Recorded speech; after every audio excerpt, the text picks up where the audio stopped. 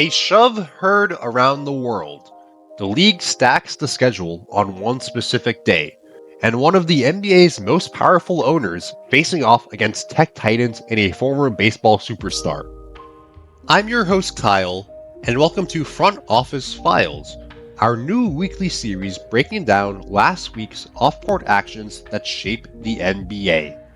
From the Timberwolves' high-stakes arbitration to an MVP's costly confrontation, let's dive into the money moves behind this week's biggest stories. The biggest story this week takes us to Minnesota, where a billion-dollar battle over the Timberwolves is heating up in arbitration. What started as a seemingly straightforward sale has turned into a high-stakes drama worthy of Succession.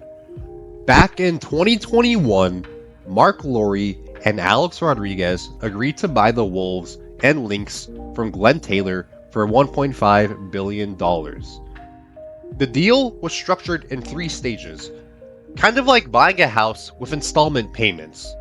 They've already paid about $600 million for 36% of the team. But when it came time for the final $600 million payment in March to grab controlling interest, things got messy. Taylor, who's owned the team since 1994, pulled the plug on March 28th, claiming Lowry and Rodriguez missed their deadline. But here's where it gets interesting. Lowry and Rodriguez say they had the cash ready to go and are ready to buy, claiming the sale language entitles them to an extension.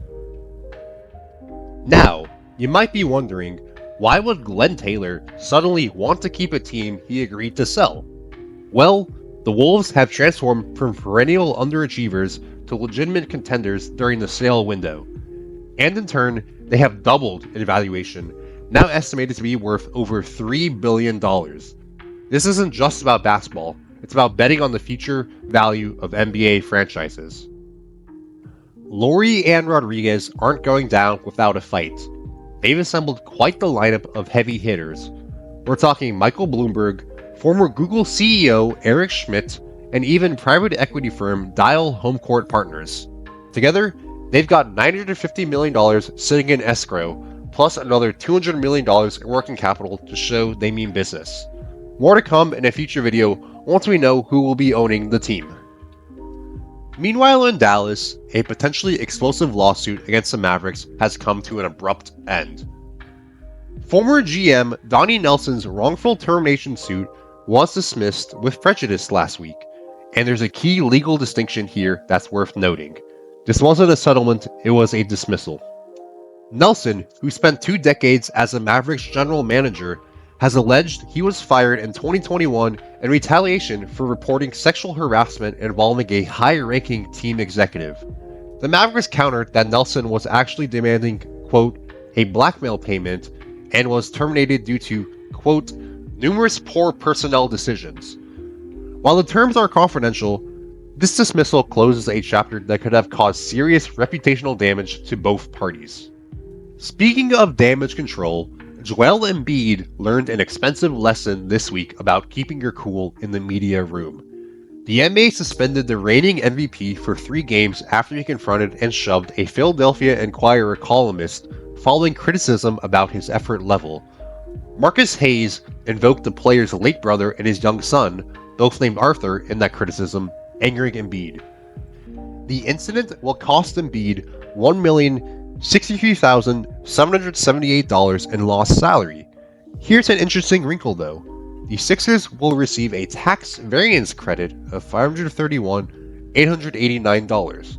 That's because under the CBA, teams get back 50% of any salary reduction from the NBA suspensions as a tax credit.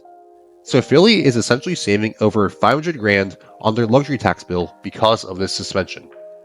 Meanwhile, the Knicks have been playing their own version of financial Tetris. They had to get creative to meet the NBA's minimum roster requirements while staying under the hard cap of $188 million. The solution? A series of precisely calculated moves involving Matt Ryan, Ariel Hukporti, and Boo Buie that left them with just $581,000 in breathing room. It's like trying to fit a week's worth of groceries into exactly $100. Every dollar counts. A scheduling quirk this week gave us the NBA's version of a doubleheader, but stretched across an entire Monday night. The league packed 15 games into a single evening, with matchups tipping off every 15 minutes starting at 7 p.m. Eastern Time. The reason? A completely dark slate on Tuesday for Election Day. Now, while the NBA frames this as encouraging voter participation, and that's certainly part of it, there's also some smart business thinking at play. The league knows Election Day coverage dominates television ratings, the same reason you won't find NBA games competing with the Super Bowl or Thanksgiving NFL matchups. But here is a missed opportunity. The league could have turned this unique 15-game slate into a marketing moment. Imagine a free League Pass night with no blackouts, showcasing the entire NBA to potential subscribers in one action-packed evening. Before we wrap up, a quick note on injuries. While there were several injuries this week, we'll only be covering them in front office files when they have major league-altering business implications. Our focus is on the money moves behind the game, not the game itself. On a brighter note, Ja Morant's 2 acrobatic layups from the Grizzlies-Nets game on Monday generated an astounding 161 million views across NBA social media platforms, the most viewed clips of the season so far. If you haven't already seen them, here they are right now. As we wrap up our first episode, there are several stories we'll be tracking in the coming weeks. These include any news on the pending Boston Celtics sale, trade season beginning, and the launch of the newly branded NBA Cup tournament. Thanks for watching the first episode of Front Office Files. If you enjoyed or learned something new, please like, comment, and share with someone that would enjoy. Subscribe for more great content on the off-court moves that make the on-court plays. Until next time, this is Kyle with Basketball Business.